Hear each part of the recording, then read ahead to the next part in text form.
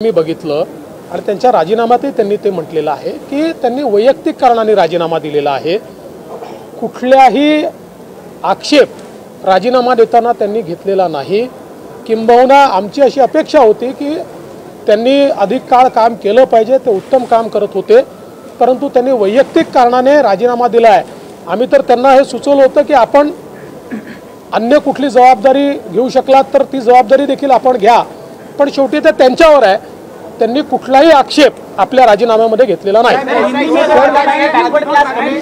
Sir, Chhagan Bhujbal यांना आज ज्या ईडी पद्धतीने ती याचिका होती ती मागे घेतलेली आहे, त्यामुळे विरोधक देखील आता म्हणतात की भाजपमध्ये आले की गुंतल्यासारखं होत आहे। असं आहे, कुठली याचिका परत घेतली आहे हे एकदा आपण सगळ्यांनी बघितलं पाहिजे।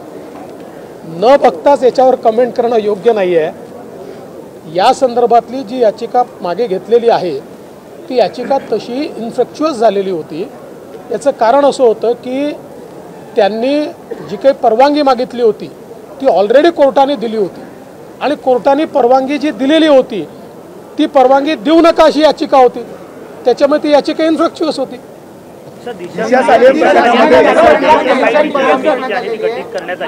या संदर्भात मी सांगितलं, मागच्या अधिवेशनामध्ये मागणी झाली होती, त्या संदर्भात शासनाने आपली भूमिका सांगितली होती की जे काही पुरावे आलेले आहेत ते आम्ही तपासून बघू आणि त्या संदर्भात आम्ही पोलीस विभागाला सूचना करू, तशा प्रकारच्या सूचना केल्या आहेत।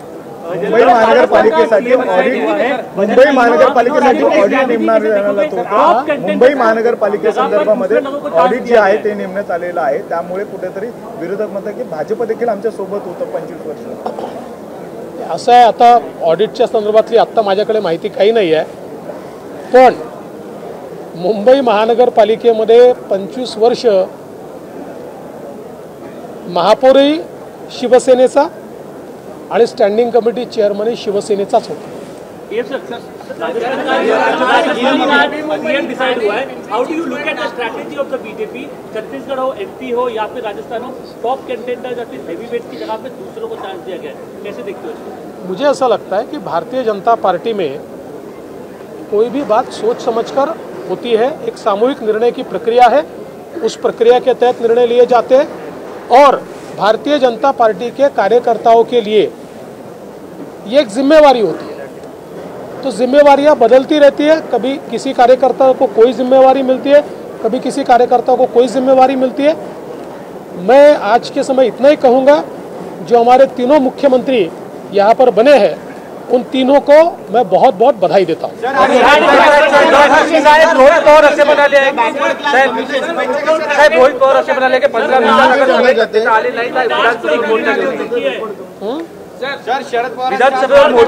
रोहित पवार म्हणाले असं आहे की त्यांच्या यात्रेला लोकांनी पाठ फिरवली, त्यांच्या पक्षांनी पाठ फिरवली। पूर्ण यात्रेमध्ये आपल्याला कल्पना आहे गावचे माणसं त्यांना फिरवावे लागले तरी माणसं आले नाहीत, त्याच्यामुळे थोडं फ्रस्ट्रेशन असेल, फ्रस्ट्रेशनमध्ये बोलले असतील, आपण फार गंभीरतेने घेऊ नये। वैधानिक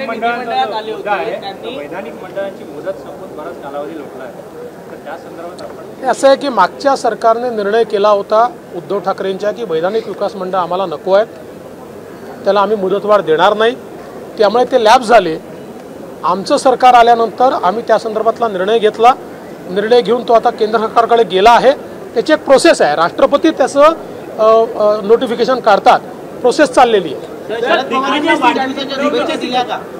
शरद पवार साहेबांना वाढदिवसाच्या नेहमीच शुभेच्छा आहेत आणि मला असं वाटतं की शेवटी ते महाराष्ट्रातले एक ज्येष्ठ नेते आहेत, आमचे वैचारिक विरोधक आहेत, त्याच्यामुळे निश्चितपणे त्यांच्या वाढदिवसाच्या शुभेच्छा आहेतच।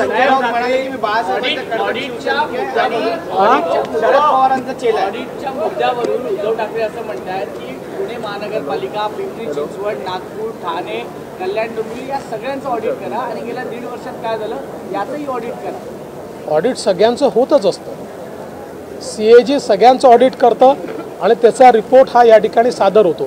केवळ एवढंच आहे, कफन घोटाळा, खिचडी घोटाळा, रेमडेसिवीर घोटाळा, हे सगळे घोटाळे कुठे झाले? हे मुंबई महानगरपालिकेत झाले, त्यामुळे स्पेशल ऑडिट हे मुंबई महानगरपालिकेचं होईल। खरं म्हणजे मला तर आश्चर्य वाटतं की इतके घोटाळे झाल्यानंतर देखील हे तोंड वर करून बोलतातच कसे हो? काय आश्चर्य आहे ना.